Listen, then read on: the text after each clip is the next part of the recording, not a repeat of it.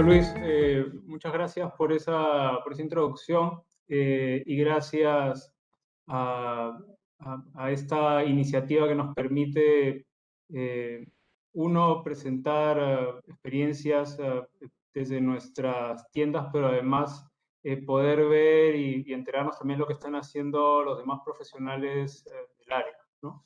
Em, Igual felicitar las dos presentaciones previas, creo que han sido muy buenas. Y también las preguntas, ¿no? Bastante profundas, sobre todo notar estas últimas dos preguntas de la presentación anterior. Creo que la respuesta exige una presentación en sí misma. Bien, yo les voy a explicar un poco, voy a transitar a través de lo que ha sido, lo que es en realidad el construir, desarrollar, implementar la estrategia de sostenibilidad de Sierra Metals, ¿no? Como mencionó Luis, empiezo mi carrera en esta empresa en agosto del año pasado y justamente el tema de la estrategia de sostenibilidad era uno de los puntos sobre la mesa. Entonces les cuento un poco de Sierra rápidamente. Sierra Metals es una corporación de mediana minería. Tenemos 4 propiedades. 2 de ellas se encuentran en México, en el estado de Chihuahua. Una de ellas es Bolívar, que básicamente se dedica a lo que es la explotación de cobre, algo de plata y oro, una subterránea. Tiene una planta de procesamiento y gestiona sus residuos en la empresa de relaves, ¿no? Que allá se llama empresa de Jales. En el caso de Cusi es similar, es una mina subterránea dedicada principalmente al minado de mineral de plata. También hay algo de plomo, zinc y oro, proceso bastante similar, ¿no? En ambos casos, bueno, están en Chihuahua, que se encuentra al noroeste del país, en el cinturón ahí de la Sierra. La Sierra Madre es una zona con mucha historia minera, ¿no? En el caso de Perú, eh, tenemos 2 propiedades. Una de ellas es Yauricocha, que es realmente la más importante, se encuentra en operación en este momento, se encuentra localizada en la parte superior de la cuenca del río Cañete, ¿no? Está como unas 3 horas de Huancayo. Es una operación con larga tradición minera y que está dedicada principalmente a cobre, zinc, plomo. Es mina subterránea, aunque en el pasado también desarrollaron algunas actividades en superficie, ¿no? Tiene una planta de procesos y una presa de relaves. Y hay una cuarta propiedad que es Carolina, que se encuentra en Hualgayoc, que es una operación que ya se encuentra en poscierre al día de hoy, sobre la que no voy a abordar mayores detalles. Entonces, volviendo al tema que nos ocupa, uno de los principales puntos o de los principales objetivos de la organización fue justamente el que como corporación desarrolláramos una estrategia de sostenibilidad a nivel corporativo, ¿no? Les he presentado las operaciones que tenemos. Básicamente cada una de ellas, por encontrarse en lugares distintos, están basadas con requerimientos, normas distintas, culturas organizacionales no necesariamente integradas, estándares distintos, etcétera. Entonces, justamente es a raíz de ello que se identifica la necesidad de desarrollar una estrategia que pueda englobar todas nuestras operaciones, que sea corporativa y que baje a cada una de ellas. Entonces, bueno, ¿por dónde comenzamos? Cuando hablamos de desarrollar una estrategia de sostenibilidad, bueno, primero entendiendo hacia dónde queremos ir, ¿no? Y esto se logra, bueno, revisando cuáles son nuestras metas, nuestros objetivos como organización, cuál es el mindset de los líderes, de las personas que dirigen la organización. Lo mencionaron en la primera presentación y también en la segunda, cuáles son los requerimientos externos, el mercado, inversionistas, todas nuestras partes interesadas, ¿no? Entonces esto Se resumieron una serie de puntos, los he puesto acá de manera bien rápida, también de alguna manera integrada con el ADN de la organización. ¿Qué es lo que queremos lograr? Primero, una excelencia ambiental, una muy buena performance en salud y seguridad y un involucramiento, una relación activa con nuestras comunidades vecinas, ¿no? Segundo, tenemos una cartera agresiva de exploraciones que tenemos que mantener, consolidarnos como una corporación internacional, ¿no?, de mediana minería, reforzar todo lo que supone la ética en los negocios y volvernos una empresa atractiva para invertir. Todo esto siempre va a coadyuvar al crecimiento de la cartera de nuestros. Entonces, para lograr esto, bueno, hay toda una serie de elementos que tienen que soportar esto. Que acá está aterrizado en función de las distintas áreas, que tiene que ver específicamente con desarrollar e implementar estándares que sean sencillos, pero que sean potentes, ¿no?, para la gestión de la sostenibilidad. Ahí he puesto algunos ejemplos como agua, estándares de salud y seguridad, reporte de incidentes, nuestra evaluación de riesgos a nivel corporativo, biodiversidad, cierre. Uno de los elementos críticos que es desarrollar, perdón, sí, desarrollar y mantener sistemas de gestión para salud, seguridad, medio ambiente y relaciones comunitarias o nuestra gestión social. Este probablemente fue el primero de los objetivos que salió luego de conversar con los distintos líderes de esta organización. Poner en funcionamiento un sistema de permisos que sea robusto, ¿no?, potente, sólido, que esté sobre todo alineado con los requerimientos operativos, ¿ya?, y que entregue a tiempo los permisos requeridos, ¿no? Esto exige un involucramiento, una coordinación bien intensiva con las áreas operativas para entender claramente la planificación de la mina y que estos permisos sean gestionados y la información desarrollada con el tiempo necesario. Proveer luego dirección estratégica para los nuevos proyectos, ¿ya?, desde el punto de vista de sostenibilidad, es decir, involucrar profesionales de ambientes sociales, salud, seguridad, etcétera, para que justamente participen y el diseño de los proyectos también tenga en cuenta sus aportes. Reforzar la relación con las autoridades, ¿no?, reforzar la confianza, la transparencia, nuestro talento, nuestra gente. Muy difícil desarrollar los conceptos de sostenibilidad si es que no tenemos la gente con las competencias correctas, ¿no?, y retener ese talento. Alinear las áreas con la operación. Mencionaron anteriormente también, la sostenibilidad no es un componente, son conceptos que van por su propio lado, tienen que estar integrados con los objetivos de la empresa, ¿no? Importante una matriz de compromisos ambientales y sociales. Básicamente, esto es la traducción de un componente fuerte de cumplimiento.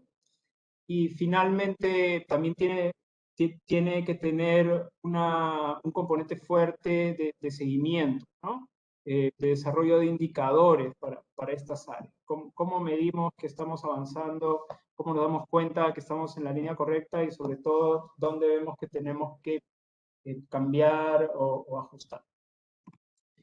¿Cuáles fueron los primeros pasos? El más importante, creo yo, la decisión desde el comité ejecutivo de ir adelante, ¿no? Esto es un viaje, es una jornada intensa y tiene que tener el apoyo desde la cabeza, ¿no? En este caso específico, he tenido el apoyo completo desde el CEO de la organización, lo cual es un elemento fundamental.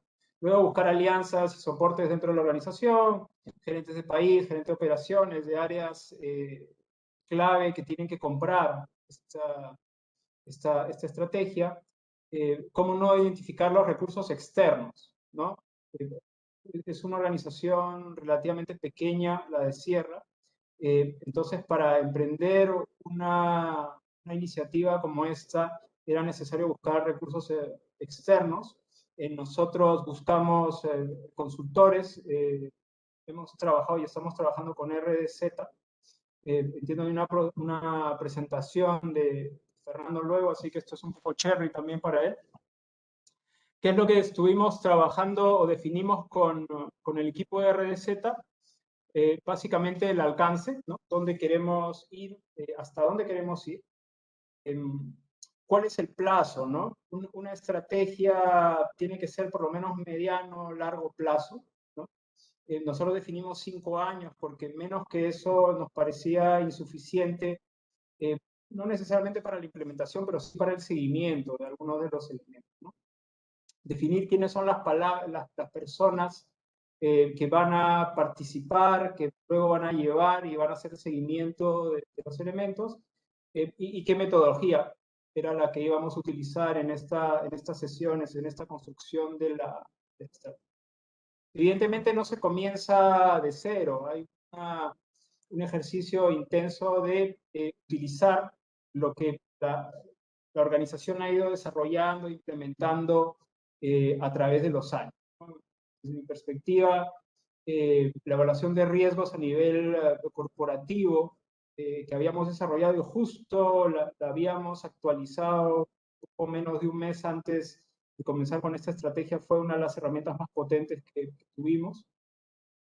Un ejercicio para lo cual además luego formalizamos todo el seguimiento. Esto fue para salud, seguridad, medio ambiente y el área social, además de otras, tal como áreas operativas, etcétera, pero no voy a mencionar acá. Estandarizar métricas, ¿no? Para reportes de salud y seguridad a nivel de las 3 operaciones. Esto en corporaciones multinacionales es un elemento fundamental, ¿no? Cuando se está trabajando además en distintos países en donde la clasificación de incidentes, de métricas, etcétera, puede ser un poco distinta de otros. Pongo el ejemplo claro que una lesión con tiempo perdido en Perú representa de alguna forma una lesión tipo clasificación B y C en México. Bueno, ¿cómo tomamos eso y cómo las ponemos al mismo nivel para poder hablar el mismo idioma y reportarlo de una manera estandarizada? Eso es un reto que tuvimos que de alguna manera trabajar antes. Las políticas corporativas que justo habían sido desarrolladas y aprobadas hasta por el directorio en el último trimestre del 2020 se tenían políticas a nivel local, pero no se tenía todavía las políticas corporativas desarrolladas, que fue un elemento clave para poder implementar esto. Desarrollar algunos estándares y otras herramientas de gestión, reporte de incidentes, investigaciones, que ya es un poco más elementos granulares de la gestión. Y un elemento que no es poco, que de cara a comenzar con esta estrategia se dio la necesidad de reforzar también los equipos técnicos, ¿no? En las 3 áreas, en alguna de las operaciones. Vamos al taller. Se decidió para construir esta estrategia, partirlo en talleres, ¿no? Desarrollamos 2 talleres donde se invitaron, se hicieron parte a las personas que se identificaron como claves, ¿no? Para poder desarrollar esto. Una nota aparte es que a todos los participantes se le dio tarea para la casa. No llegaron al taller a aprender qué era una estrategia o qué era sostenibilidad. En realidad se hizo un esfuerzo en poder darles una serie de requerimientos que vayan pensando en elementos de esta matriz que ahora les voy a explicar, y luego otra información para un análisis o para un foro. ¿Qué es lo que vimos? Que teníamos una fortaleza identificando todo lo que eran los componentes internos. A nivel de la operación había mucha claridad en ese sentido. Sin embargo, todo lo que eran los elementos externos no estaban tan bien identificados, ¿no? Entonces, por eso se tomó la decisión de hacer una matriz Pestel, ¿no? Que básicamente lo que hace es identificar factores políticos, económicos, sociales, tecnológicos, ambientales y legales, ¿no? Y esto fue lo que trabajó el equipo. Bueno, lo que ven acá es simplemente resumen de esto, ¿no? De todos estos puntos. Tras lo cual, de alguna manera se pusieron sobre la mesa aquellos que eran los más relevantes, y los que se repetían en realidad a través de todas las listas que se habían presentado. Se separaron en dos: amenazas y oportunidades. Las principales amenazas están relacionadas a las demandas y expectativas de los grupos de interés, esto de manera amplia. De todas maneras, las nuevas normativas aplicables, esto es algo tanto para Perú como para México, para los nuevos proyectos y el crecimiento. De hecho, los requisitos de permiso son importantes y cumplimiento legal. Y bueno, ya lo mencionaron en la primera presentación, ¿no? Los temas de ESG. Hace unos años no era un tópico de conversación. Al día de hoy, prácticamente todos los inversionistas, mercados, partes interesadas ya hablan de ESG y sobre todo ponen más presión para que las empresas comencemos a tener sistemas sólidos alrededor de esto, ¿no? Esto evidentemente, dependiendo de con quién habla, uno puede ser una oportunidad, una amenaza. Nosotros, al encontrarnos en una etapa temprana, decidimos ponerlo como una amenaza que teníamos que atender. Oportunidades también identificamos, que tiene que ver con tecnologías, nuevas energías renovables. Antes eran temas no tan accesibles, al día de hoy hay muchos proyectos que ya lo tienen prácticamente implementado. Las capacidades y competencias locales, ¿cierto?, para la operación. Y también la oportunidad que veíamos en implementar programas en nuestra área de influencia, ¿no?, de gestión social. Finalmente todo esto fue aterrizado en un análisis SWOT, un FODA, que seguramente todos los que estamos acá hemos participado alguna vez de alguno de ellos, en donde básicamente rankeamos todas las amenazas, oportunidades, pero comenzamos a identificar también las fortalezas y debilidades que tenemos en la organización, ¿no? Como experiencia, normalmente las fortalezas son las que salen más rápido, las debilidades a veces nos cuesta un poco poder ver dónde tenemos oportunidades, pero igual hay que hacer un ejercicio bien, bien a detalle, bien, digamos, intenso para poder identificar dónde tenemos que trabajar. Esto luego fue discutido y se dejó la oportunidad, la tarea de comenzar a ver cómo podíamos entrecruzarnos, ¿no? ¿Esto por qué? Porque la metodología que implementamos básicamente lo que hace es tomar cuáles son los elementos de la organización, los riesgos, además su visión, las políticas, pero se toman tanto las debilidades como las fortalezas. Esto se integra y al final del ejercicio da cuáles son los elementos que tenemos que atender en esta estrategia, ¿no?, en este plan estratégico. Bueno, voy a ir a través de esto un poco más rápido. Básicamente los cruces se hicieron tanto para fortalezas como para debilidades, ¿no? Esto se traduce básicamente en este cuadro que ven acá. Y los voy a pasar a listar un poco de qué cosa es lo que salió como elementos más importantes, ¿no? Primero, con respecto a la gestión de salud y seguridad, el desarrollo e implementación de un sistema de gestión, ¿no? Tal cual en el área de medio ambiente salió la necesidad de tener estructurado un sistema de gestión más alineado con una norma como la ISO, ¿no? Y se entendió que eso tenía que ser implementado para todas nuestras operaciones. ¿Qué es lo que tiene que tener en este sistema? Primero, identificar de todas las partes cuáles son los elementos que tenemos que, si no se encuentran ya presentes, comenzar a desarrollarlos rápido. Uno de ellos es la gestión de riesgos, ¿no? Tener una gestión de riesgos sólida implementada. El tema de contratistas, ¿no? Gestión de contratistas. Eh, Luego, la capacitación de nuestra gente, todos los elementos importantes y que ya prácticamente antes de tener el manual del sistema de gestión de salud y seguridad aprobado, inclusive ya hemos comenzado con un plan de capacitación bastante intensivo. Luego, una medición de los controles, ¿no? Comenzar a establecer nuestros indicadores, y reforzar nuestro programa de inspección, ¿no? Todos estos son algunos elementos del sistema de gestión, no son todos. Uno de los elementos importantes también que salió como era natural es el tema de COVID, ¿no? La gestión de nuestro sistema de salud para COVID. Queda claro que inclusive con todos los esfuerzos que tanto como el resto de países, México también, están poniendo con el tema de vacunas, que estamos de alguna manera ya avanzando de una manera sostenida, tenemos COVID para rato.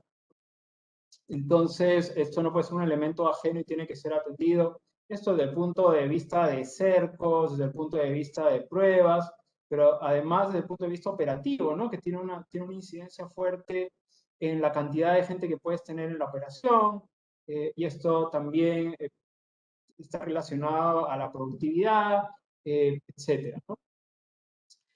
La identificación y evaluación de cumplimiento de requisitos legales, ¿no? Para ambos países, reforzar las herramientas informáticas, ¿no? Mucho papel, y en áreas como salud y seguridad esto es especialmente intensivo, ¿no? Si uno comienza a ver las inspecciones, toda la documentación, permisos, etcétera, se hace bastante difícil, si es que uno no tiene herramientas sólidas, poder sistematizar eso y realmente salga información sobre la cual tomar decisiones, ¿no? Sobre dónde uno puede ejercer cambios, mejoras, etcétera, ¿no? Entonces, es bien importante eso, no es un tema menor. Y luego, un tema que salió inmediatamente fue de controles críticos para riesgos fatales. Nuestra performance el año pasado a nivel de salud y seguridad no fue la esperada, tuvimos incidentes que no debieron darse, y el tema de controles críticos apareció como una de las respuestas naturales. Tenemos que comenzar a ponerle foco en aquellas condiciones que pueden realmente poner en riesgo la vida y la seguridad de nuestra gente.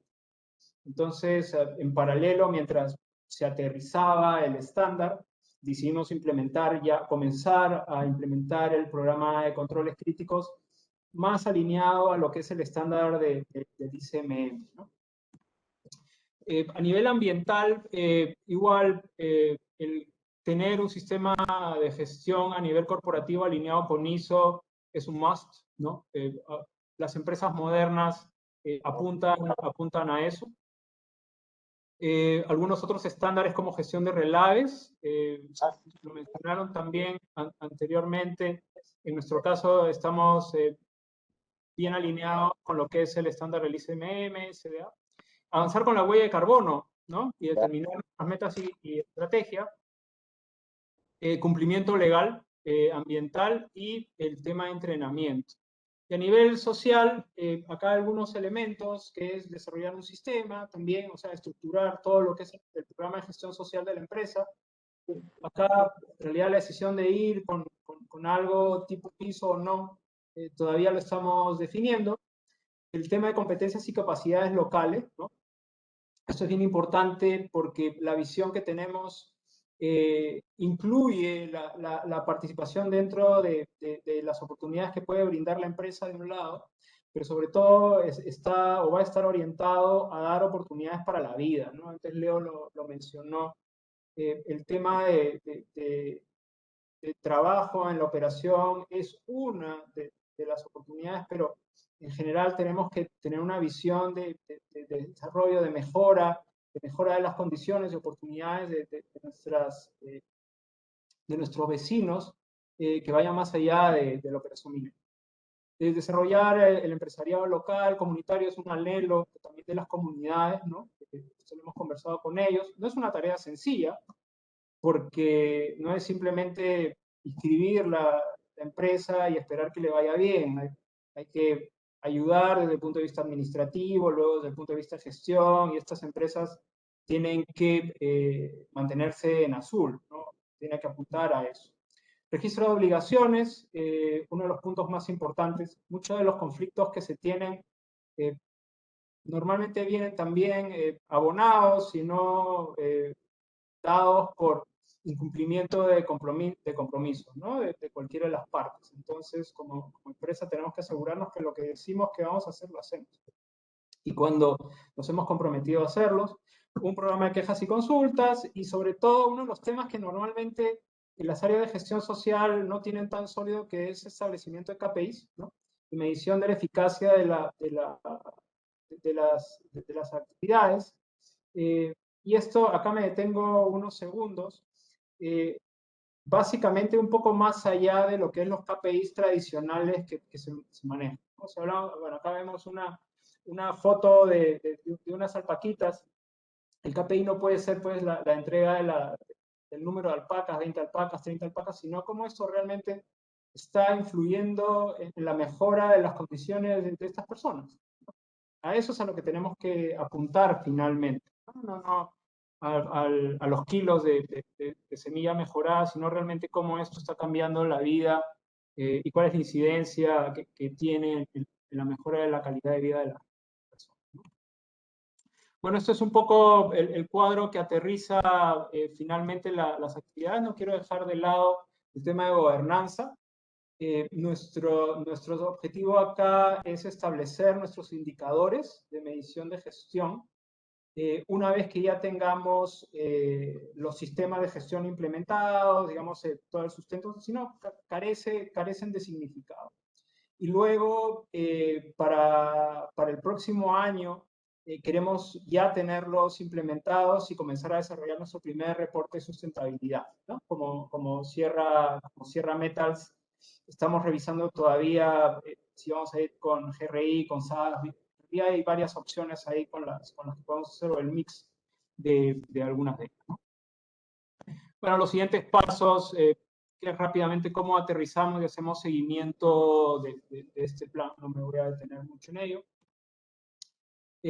Y bueno, finalmente algunas reflexiones en la ruta, ¿no? Porque esto no es un viaje que haya finalizado para la organización, en realidad ha iniciado hace poco, hace algunos meses, y nos encontramos navegando en este momento. Primero, que no es una iniciativa individual, ¿no? Es un esfuerzo de toda la organización.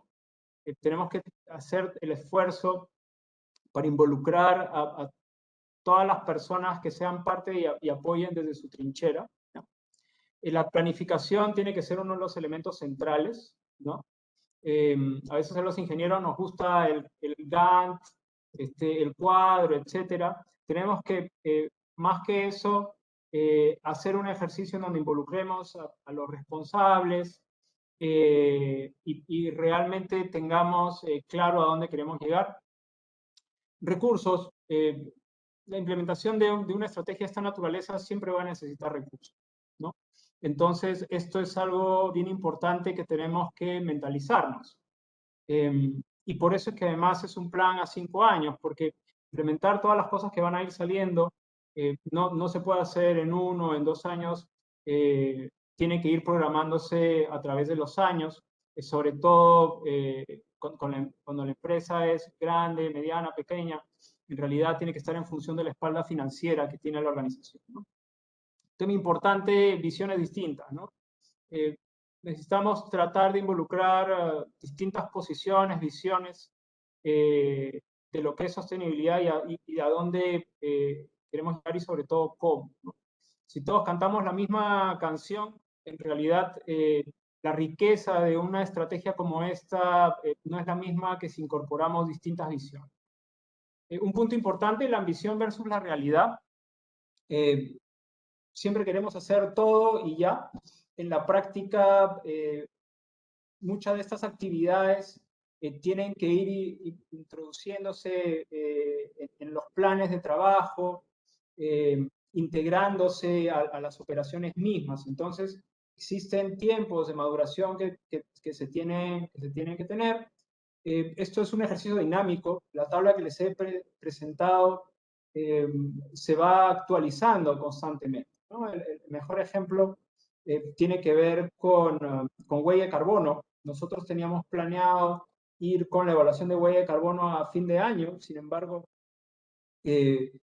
a raíz de distintas conversaciones, pedidos, solicitudes, ver un poco cómo se está moviendo también el mercado, qué es lo que pide el mercado, queda claro que la huella de carbono es algo que tenemos que avanzar y desarrollar rápido, ¿no? Creo que la primera presentación también mencionó algo similar. Que bueno, luego, esto no es algo lineal o secuencial. Realmente a los ingenieros nos gusta ver el Gantt, hago A, B, de B a C, de C a D. En la práctica, muchas de estas cosas se mueven en paralelo, unas se adelantan, otras se retrasan. Entonces tenemos que estar bien preparados para el cambio, ¿no? Finalmente, el tema de seguimiento, ¿no? Es un componente importante. Y luego la perseverancia. Esto es una maratón, no es un sprint, ¿no? Es un plan a 5 años, entonces tenemos que seguir ahí apoyando y soportando la iniciativa, ¿no? Con eso termino mi presentación. Creo que me extendí un poco más del tiempo, pero estoy abierto a alguna pregunta si lo hubiera. Sí, Gabriel, muchísimas gracias por tu presentación. Tenemos algunas consultas, tenemos en realidad una consulta que sí nos viene de Gabriel Díaz. Gabriel Díaz consulta, Gabriel ha señalado como Mauricio Díaz, perdón. Gabriel ha señalado como una variable compleja de gestión de los permisos. En Chile ocurre lo mismo. ¿Qué estrategia están implementando para gestionar los permisos en sus proyectos de desarrollo? Ya, es una excelente pregunta. El tema de permisos probablemente es una de las variables que ha cobrado más importancia, ¿no? En los últimos años y sobre todo en países como los nuestros que tienen tantos requerimientos, ¿no? A nivel de estrategia, lo primero que identificamos era la necesidad de reforzar eh, el departamento, ¿no? El grupo humano que gestionaba los permisos, dado que en los proyectos, como dicen, es un animal distinto a lo que es la operación misma, ¿no? Entonces, si es que vas a iniciar un proyecto en desarrollo, tienes que asegurarte que tienes el recurso y el tiempo y la dedicación suficiente, ¿no? Entonces, en nuestro caso, la gestión operativa ya tenía un uso intensivo del tiempo de las personas que veían permisos, entonces vimos eso como una necesidad. Luego, el otro elemento clave, desde mi perspectiva, es involucrarte en el desarrollo, en la parte operativa, ¿no? En mi experiencia, probablemente eso te permite entender la naturaleza del proyecto, el timing del proyecto, cuáles son los riesgos que tiene el proyecto y poder hacer un análisis de la trinchera de cuáles son todos los requerimientos que vas a ir a tener, ¿no? Esta estrategia antigua de que permisos es una especie de mesa de partes en donde la operación entrega un documento y simplemente se pone bajo formato y se entrega, es probablemente la mejor ruta hacia el fracaso y creo que cada vez son menos las empresas que tienen ese tipo de lógica. En realidad el área de permisos es un área más operativa, ¿no? Si bien es como de servicios, es un área operativa, tiene que estar bien involucrado tanto con el desarrollo del permiso mismo, con la parte de la operación que lo sustenta. No, y bueno, finalmente hay todo un tema, bueno, que tiene que ver con una identificación clara de los requisitos. Eso tiene que haber mucha claridad una vez que se tiene la descripción del proyecto, o sea, qué es lo que vas a hacer, porque tienes que tener claro cuál es tu ruta, ¿no? Algunas rutas son un poquito más movidas que que otras, pero tienes que saberlo de antemano, porque eso puede impactar fuertemente un proyecto.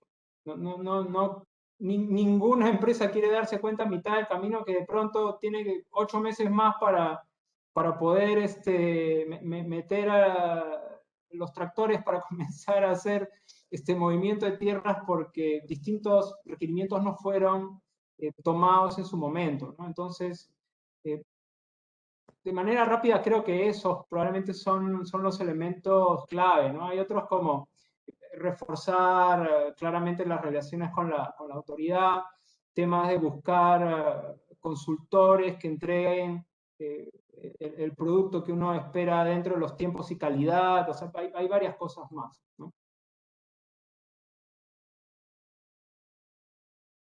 Correcto, Gabriel. Bueno, creo que esas son las consultas que tenemos. Bueno, tenemos una más ya para terminar, por tema de tiempo. Les agradezco. Gabriel, mencionaste un sistema de permisos entregados a tiempo. ¿Cómo hacen para tener predictibilidad para la aprobación de un permiso por parte de las autoridades y lograr el objetivo de no impactar las actividades? Bueno, es también una buena pregunta y probablemente es una de las preguntas caseritas también dentro de la operación misma, ¿no? Gestión de permisos como, digamos, como actividad o como departamento tiene una particularidad y es que mucho del éxito no está necesariamente bajo control del área, ¿no?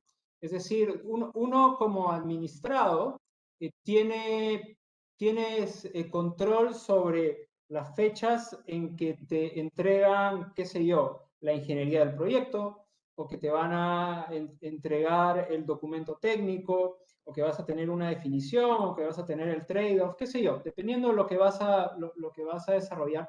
Pero hay una parte que está fuera de tu control, y es los tiempos que la autoridad se toma para poder revisarlo, ¿no? Entonces, acá hay varias formas como uno se puede aproximar al tema. Eh, Pienso que, para no hacer la respuesta larga, pienso que la manera más segura o, digamos, en donde uno reduce un poco el riesgo es ver cuál es la práctica habitual de la autoridad, ¿no? Es decir, si uno se basa en los tiempos oficiales, esa es la receta perfecta para no cumplir con los tiempos, ¿no? Porque en la práctica sabemos que la autoridad y el proceso mismo muchas veces no sigue pues esos tiempos, ¿no? Porque o el permiso puede ser un poco más complejo o porque las preocupaciones de la autoridad hacen que a veces se tome más tiempo o porque sencillamente en la práctica se toma más tiempo, ¿no? Porque, qué sé yo, hay más administrados que han mandado permisos, entonces eh, por ejemplo, alguna autoridad, no quiero mencionar ninguna, pero una autoridad en específico se toma 2 veces o 3 veces lo que, digamos, los tiempos establecidos toman. Entonces, eso normalmente se puede saber, ¿no? Porque es la práctica. Y pienso que dentro del planeamiento, la planificación de un proyecto, esto tiene que ser incorporado, ¿no? Esa es una forma de poder ir adelante y tratar de reducir el riesgo. No veo una forma, un método que reduzca completamente el riesgo, eso no existe, porque como digo, está fuera de control muchas veces, pero sí ayuda a reducir la incertidumbre. Eso y la comunicación constante, ¿no? Estar ahí detrás, sobre todo tratando de poder mantener una comunicación fluida con la autoridad, eso ayuda. Excelente. Bueno, muchas gracias, Gabriel. Gracias por tu presentación. Veo que han llevado algunas otras preguntas, pero bueno, por temas de tiempo, estimados, pido dejarlas de repente, pueden escribir, ¿no?, a Gabriel Claro, consulta. Adicional, quizás quieras dar tu correo, Gabriel, para que cualquier persona pueda contactarte y bueno, a través de ese medio poder absolverlas. por supuesto. Excelente. Está en mi presentación, ahí puedo hacerles llegar mis datos, ¿no? Con todo gusto. Perfecto. Ok, muchas gracias, Gusto. Gabriel. Entonces, nos encontramos en otra oportunidad y nuevamente gracias por este valioso tiempo que te has dado con nosotros. Hasta la No, gracias a próxima. ustedes. Muy Hasta bien, luego. gracias.